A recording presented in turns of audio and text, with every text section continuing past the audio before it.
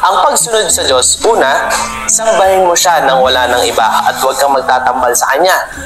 Yan ang pagsunod sa Diyos. Ang pagsunod kay Satanas, huwag kang sumamba sa Diyos, sumamba ka sa mga nilikha, yan ang pagsunod kay Satanas. Ang pagsunod sa Diyos, huwag kang papatay.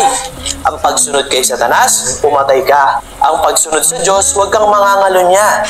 Ang pagsunod kay Satanas, mangalunya ka. Huwag kang makikipagtalik sa hindi mo asawa. Ang pagsunod kay Satanas, mangalunya ka, makipagtalik ka sa hindi mo asawa. Ang pagsunod sa Diyos, huwag kang magnanakaw. Ang pagsunod kay Satanas, magnakaw ka. Ang pagsunod sa Diyos, huwag kang magsusugal. Ang pagsunod kay Satanas, magsugal ka.